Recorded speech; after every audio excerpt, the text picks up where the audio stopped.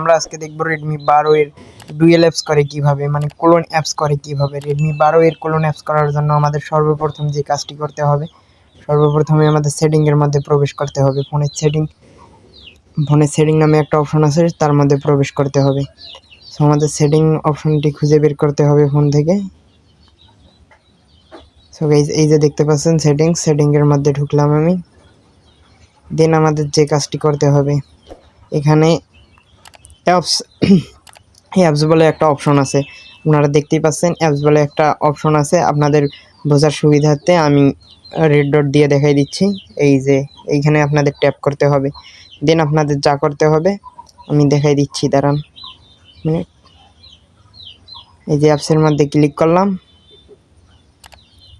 দেন এইখানে দেখেন dual apps নামে একটা অপশন আছে। এই ডুয়েল অ্যাপসের মধ্যে আপনাদের ক্লিক করতে হবে। আমি ডুয়েল অ্যাপসের মধ্যে ক্লিক করলাম। দেন আপনাদের এই যে আমার এখানে হোয়াটসঅ্যাপ, ইনস্টাগ্রাম এইগুলো ক্রিয়েট করা নাই, অনলি ফেসবুকটা ক্রিয়েট করা আছে, টিকটক ক্রিয়েট করা আছে। এখন আমি আরও একটা অ্যাপস ক্রিয়েট করব, সেটা হচ্ছে প্লেইট বা স্ন্যাপচিট, এইরকম যে কোনো একটা অ্যাপস ক্রিয়েট করব। এই যে প্লেইট দিলাম, ইনস্টল হয়ে গিয়েছে কিন্তু আমার। এই যে প্লেইটও ডুয়েল অ্যাপস হয়ে গিয়েছে। আরেকটা দেখাই আপনাদের বোঝার সুবিধার্থে, সেটা হচ্ছে বিকাশ। এখন আমরা হোম স্ক্রিনে ব্যাক করব, দেন দেখব আসলে হইল কি না। এই যে গাইস দেখতে পাচ্ছেন প্লেট দুইটা অ্যাপস আমার এখানে হয়ে গিয়েছে।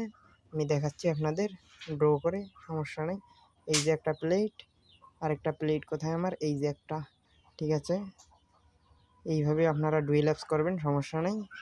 কোনো সমস্যা হইলে আপনারা কমেন্ট করে জানাইতে পারেন, বা আমার টেলিগ্রাম চ্যানেলে জয়েন হইতে পারেন।